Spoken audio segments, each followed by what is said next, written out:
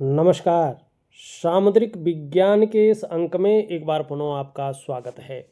एक सुंदर सी फीमेल हथेली, आप महिला जाति का हैं और आपकी रियल हथेली मेरे सामने विवेचना के लिए आ रखी है। यहाँ पे एक चीज देखिएगा, आपकी हथेली देखते ही मुझे दो पर्वतों पर जो है नजर ठहर रही है। यहाँ पे देखेंगे तो ये आपकी तर्जनी की उंगली है जिसको इंडेक्स की फिंगर कहते हैं, और उसके नीचे का जो ये भाग है जिसको हम जुपिटर का माउंट कहते हैं, ये देवगुरु आचार्य बृहस्पति जी हैं और हमारी हथेली में बैठने वाले प्रथम आचार्य ग्रह हैं, देवताओं के पुरोहित हैं, ऋषि ग्रह हैं और आपके इष्टकारक ग्रह भी यही है। और यहाँ पे अंगूठा देखें तो इसके नीचे का जो ये भाग है इसको हम वीनस का माउंट कहते हैं। ये दैत्य गुरु शुक्राचार्य जी हैं और ये लग्जरी के मालिक हैं, मैरिटल लाइफ के मालिक हैं, चकाचौंध के मालिक हैं और ग्लैमर के भी मालिक यही हैं। आप इस हथेली को थोड़ा बारीकी से देखें तो यहाँ पे देवगुरु आचार्य बृहस्पति बहुत खूबसूरत अवस्था में हैं, पुष्ट है, सुंदर उभार लिए हुए हैं और कलर भी जो रंगत है हथेली की बहुत सुंदर है। वहीं शुक्र को देखेंगे तो शुक्र का पर्वत भी अच्छा खासा उभरा हुआ दिखाई दे रहा है, इसकी रंगत भी बहुत अच्छी है। यानी आपकी हथेली में देवगुरु और शुक्राचार्य दोनों बलाबल की स्थिति में हैं। ऐसा ऑरा ये विद्यमान कर रहा है। शुक्र क्योंकि कला का कारक भी है, व्यक्ति के अंदर कोई ना कोई कला देता है। किसी के अंदर संगीत की कला देता है, किसी के अंदर जो है गायकी की कला देता है, लेकिन उसके लिए चंद्रमा का अच्छा होना भी जरूरी है।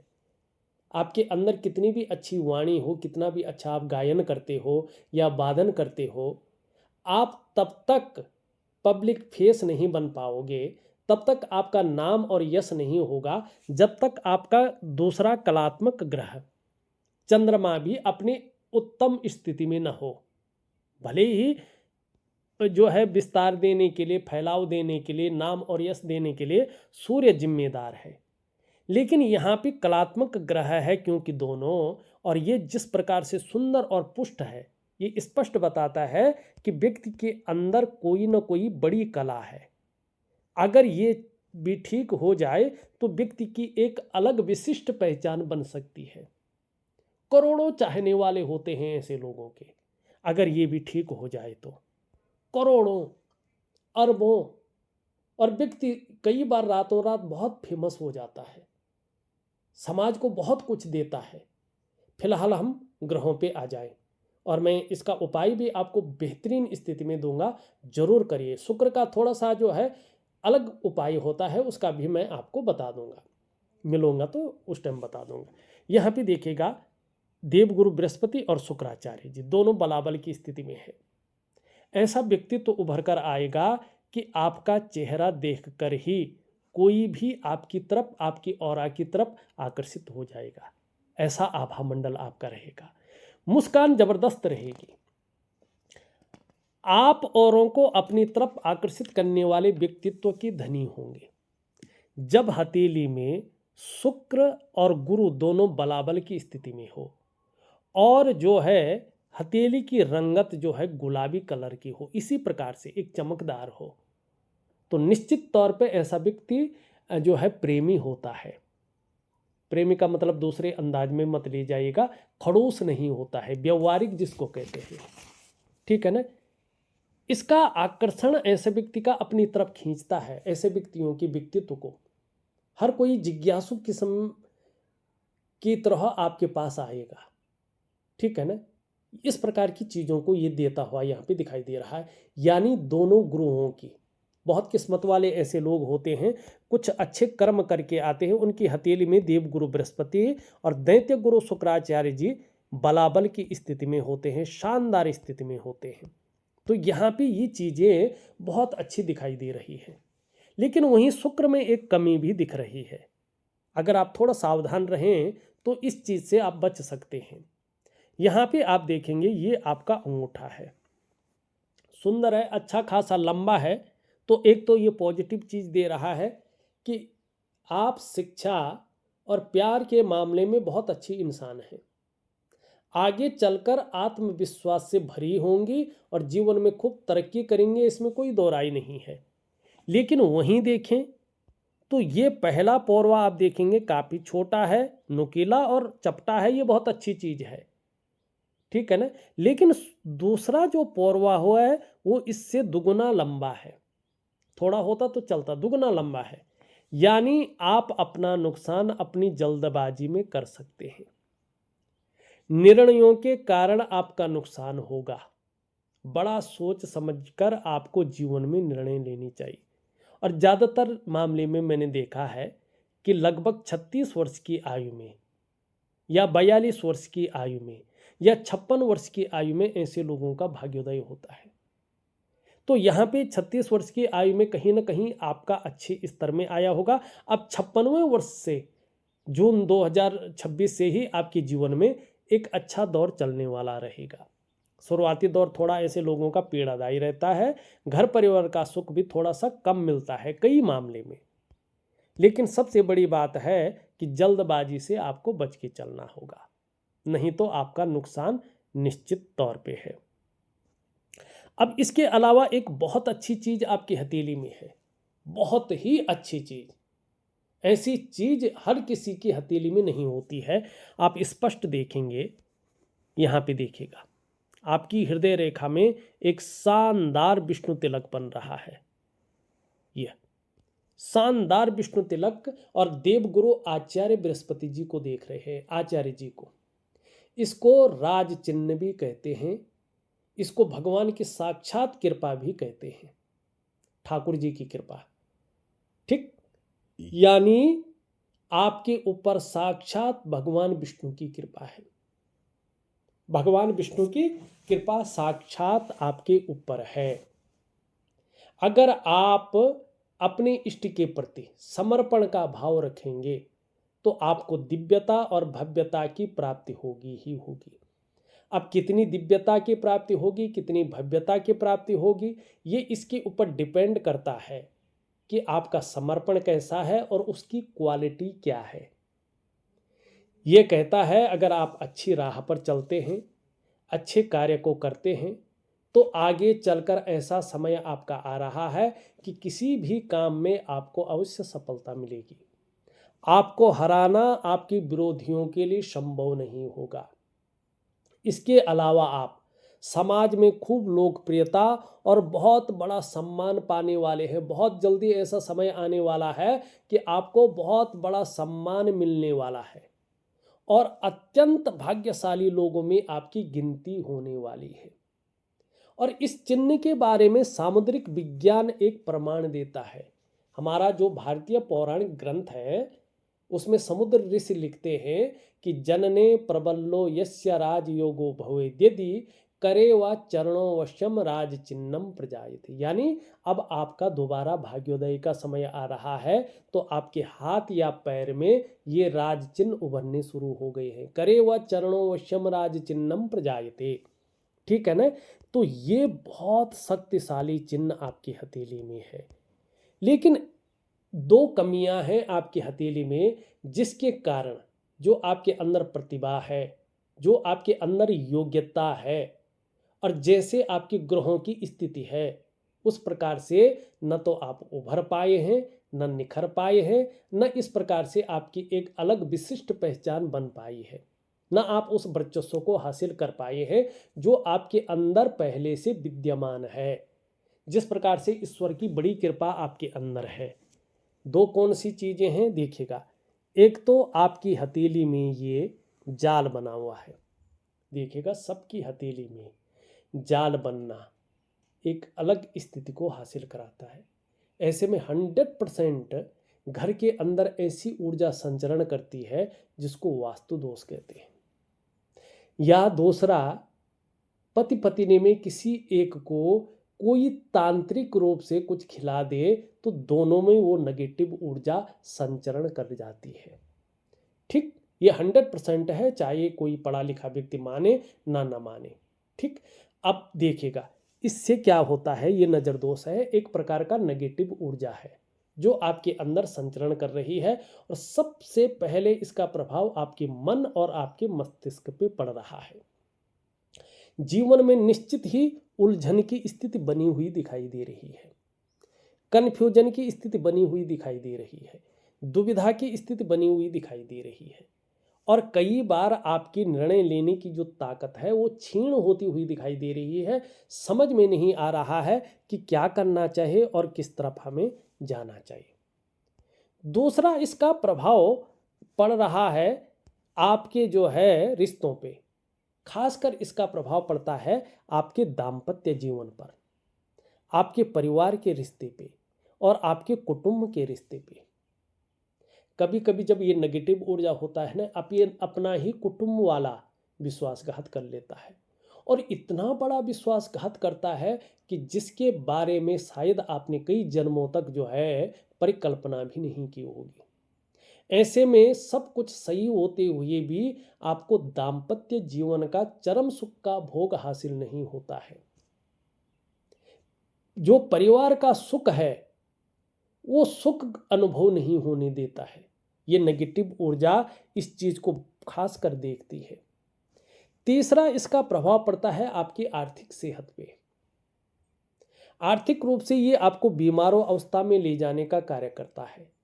आर्थिक रूप से ये दरिद्रता की ओर धकेलने का कार्य करता है। और चौथा इसका प्रभाव पड़ता है आपके स्वास्थ्य पे, चाहे वो शारीरिक हो या मानसिक स्वास्थ्य हो, ये विकार देने की कोशिश करता है। पांचवा सबसे बड़ा और सबसे तीव्र इसका प्रभाव पड़ता है आपकी डेवलपमेंट पे और आपकी प्रोग्रेस पे। आपका जो सफलता का स्तर हो जाना चाहिए था वो माइनस की तरफ जाता है, यानी कि जो प्रोग्रेस आपने करनी थी वो प्रोग्रेस नीचे की तरफ आती है, आगे नहीं बढ़ पाती है। यानी आपके जीवन का जो नींव है ये उसकी नींव की जड़ों को खोखला करता है और फिर शानदार जीवन को धड़ाम से उस गड्ढे में गिराने का कार्य करता है और जीवन के महत्व को महत्व विहीन करने का कार्य करता है। अब सबसे पहले आपको क्या करना है कि इसी से उभरना है। तो इसके लिए क्या करेंगे, एक वनस्पति स्नान आपको जरूर करना है। एक दिव्य सूर्य क्रिया मैं दूंगा और एक दिव्य योग ध्यान क्रिया, एक प्रकार का प्राणायाम है, योगा है और मेडिटेशन है। इन चीज़ों को मैं आपको दूंगा, जरूर करिएगा, आपको बहुत अच्छा लाभ आगे चलकर हो जाएगा। ये निश्चित तौर पे यहाँ पे दिखाई दे रहा है। दूसरी कमी क्या है हथेली में, देखिएगा दूसरी कमी है आपका चंद्रमा। आप खुद अपनी हथेली को देखें, या तो आपने फोटो ही ऐसे भेजी है या तो वास्तव में चंद्रमा इतना ही पीड़ित अवस्था में है, और इसका प्रभाव 2 सालों तक अभी बना हुआ दिखाई दे रहा है। तो इसके लिए मैं एक उपाय दे रहा हूं, एक धातु पहनने को दूंगा, उसको जरूर पहनिएगा। निश्चित रूप से आपको बहुत अच्छा राहत महसूस हो जाएगा। नहीं तो आपका मन को ये कई बार गड़बड़ रखेगा, मानसिक परेशानी से ग्रसित रखेगा। मन अशांत रहना, बार बार एंजाइटी का आना, डिप्रेशन का आना, इस प्रकार की चीज़ों को ये दिखाता है। भावुकता बहुत ज़्यादा दे सकता है, कई बार तो बात बात पर आँख से आंसू निकल जाएंगे, या इमोशनली ये थोड़ा आपको परेशान करता हुआ यहाँ पे दिखाई दे रहा है। कई बार मन अच्छा नहीं रहेगा, मन व्याकुल हो सकता है, मन भटक सकता है, मन उच्चाट रह सकता है, और काम यहाँ कर रहे हैं मन कहीं और गया हुआ रह जा सकता है। और मन से सीधा जुड़ा हुआ है हमारा डाइजेस्टिव सिस्टम। अगर मन सही नहीं होगा तो पेट की दिक्कतों का ध्यान रखना पड़ेगा। माँ को लेके थोड़ी सी चिंताएं रह सकती हैं, माँ के स्वास्थ्य को लेके, या माँ से मतभेदता उभर सकती है, या माँ से दूर रह सकते हैं। ऐसे में माँ का सुख प्राप्त नहीं होता है। नींद आने में भी दिक्कतों का सामना आपको करना पड़ सकता है। शरीर का जो हार्मोनल सिस्टम है वो भी थोड़ा बैलेंस नहीं रह पाता है। तो इन सब के लिए जो है चंद्रमा का उपाय जरूर करना पड़ेगा आपको। ये 2 चीज़ें आपकी हथेली में थोड़ा नेगेटिव है, और तीसरी थोड़ी सी एक चीज़ और नेगेटिव है, इसको भी दिव्य योग ध्यान क्रिया, दिव्य सूर्य क्रिया के कारण ठीक किया जा सकता है। वो है आपका केतु। ये लगातार आपको कोई ना कोई चिंताएं देता हुआ दिखाई दे रहा है, और जीवन में एक प्रकार का हल्का संघर्ष की स्थिति भी दिख रही है। जो अभी कम से कम 18 महीनों तक बनी हुई दिखाई दे रही है। तो इन सब चीज़ों के लिए मैं उपाय दे रहा हूँ, विधिवत तरीके से करें तो आगे जैसे आपका जो है देवगुरु बृहस्पति है, जैसे ये चिन्ह है और शुक्राचार्य जी है, ये बहुत अच्छी स्थिति में आपको रखेंगे, बड़ी एक पहचान बना लेंगे, एक नाम और यश होगा, आपकी कीर्ति बहुत अच्छी फैलेगी। तो उसके लिए इसको ज़रूर ठीक करें और इस नेगेटिव ऊर्जा को अलग करें अपने जीवन से, तो बेहतरीन स्थिति आने वाली है। अब यहाँ पे देखिएगा, यहाँ पे इस के बारे में तो मैंने बता दिया है, एक और चीज़ है इसके बारे में देखिएगा, हृदय रेखा रिश्तों को देखती है, व्यक्ति के व्यवहार को देखती है, उसकी प्रवृत्ति को दिखाती है। और जब हृदय रेखा देवगुरु बृहस्पति श्रेष्ठ ग्रह से मिलन कर ले तो ये स्पष्ट बताता है कि जातिका बहुत श्रेष्ठ है, सबके लिए सोचने वाला व्यक्तित्व है, बहुत विद्वान है, बहुत बुद्धिमान है और तेजस्वी भी है। प्रेम के मामले भी श्रेष्ठ है, चाहे पति को प्रेम करना हो, बच्चों को प्रेम करना हो, परिवार को अन्य सदस्यों को प्रेम करना हो, इनका वात्सल्य मानी अंत तक निभाने वाला व्यक्तित्व, हृदय की गहराइयों से प्रेम करने वाला व्यक्तित्व इनके अंदर है। लेकिन स्वाभिमानी है, स्वाभिमान में कई बार अभिमान का पुट भी आएगा, लेकिन उससे कोई दिक्कत नहीं रहेगी। विश्वास किया जाता है और विश्वास किया जा सकता है, ऐसा व्यक्तित्व रहेगा निर्मल हृदय का। आगे चलकर जैसे चंद्रमा आपका बेहतरीन स्थिति में आता है, आपको मान पद प्रतिष्ठा ऊंचे पद की प्राप्ति होगी, इसमें कोई शंका नहीं है। आगे चलकर चाहे आप व्यापार करें, नौकरी करें, कोई अन्य भी काम करें, समाज में एक श्रेष्ठ जीवन व्यतीत करते हुए दिखाई देंगे, ये निश्चित तौर पे दिखाई दे रहा है। हाँ, आपकी मस्तिष्क रेखा अगर हम देखते हैं तो चंद्रमा से पीड़ित दिखाई दे रहा है। बौद्धिक स्तर तो बहुत अच्छा है, क्रिएटिविटी भी है, क्रिएटिव भी बहुत अच्छे हैं, लंबी और हवाई यात्राओं का भी बीच बीच में मौका मिलता जाएगा, जिससे मन भी प्रसन्न रहेगा, खुशनुमा माहौल भी बना रहेगा। लेकिन बहुत ज़्यादा प्रायो सोचने वाला व्यक्तित्व बना रही है, ज़्यादातर हमेशा कल्पनाओं में डूबे रहने वाला व्यक्तित्व बना रही है, और जो मन है वो भी एकाग्रचित कम हो पा रहा है, लेकिन अच्छी सफलता, श्रेष्ठ सफलता हासिल करेंगे। यहाँ पे देखेंगे तो जीवन रेखा बहुत अच्छी है, परिवार के प्रति केयरफुल दिखाई दे रहा है। और यहाँ पे देखेंगे तो 2-3 लाइनें, अपने घर का सुख मिल चुका है, मनपसंद घर का सुख भी मिल चुका है। करियर और धन की रेखा भी धीरे धीरे उभर रही है। अभी करियर और धन के मामले में जो वास्तविक रूप में निरंतरता होनी चाहिए थी, जो अस्थायित्व होना चाहिए था, जो स्टेबिलिटी होनी चाहिए थी, उसमें थोड़ा सा कमी रह गई है, आंशिक कमी। इस कमी को दूर करने के लिए दिव्य योग ध्यान क्रिया जरूर करेंगे, आपको बहुत अच्छा लाभ जीवन में होगा, ये निश्चित तौर पे दिखाई दे रहा है। अब यहाँ पे देखेंगे अपना शुक्र को देखें आप, तो इसकी तरफ झुका हुआ है, घूमने फिरने का शौक रहेगा और यात्राओं का लाभ भी मिलेगा, जिससे मन प्रसन्न रहेगा, खुशनुमा माहौल बना रहेगा। यहाँ पे देखेंगे तो वर्टिकल रेखाएं हैं, कार्य के प्रति जुझारूपन रहेगा, जिस कार्य को हाथ में ले लेंगे, जब तक पूरा नहीं होता है तब तक छोड़ेंगे नहीं। देखिएगा, ये शुक्राचार्य जी है, शुक्र पर्वत इसको कहते हैं। ये कला है, सौंदर्य है, सुंदरता है, इन सब चीज़ों के लिए और एक सुखद जीवन जीने के लिए हथेली में इसका पुष्ट होना जरूरी है। अब आप देखें, आपकी हथेली में ये शुक्र है ना, सुंदर रूप में उभरा हुआ दिख रहा है, तेजोमय अवस्था में है, आप निश्चित तौर पे तेजस्वी हैं। आपका चेहरा भी बहुत सुंदर होगा, इसका ऑरा बहुत अच्छा रहेगा, सुंदरता है, आकर्षण है, आपके अंदर विद्यमान रहेगा।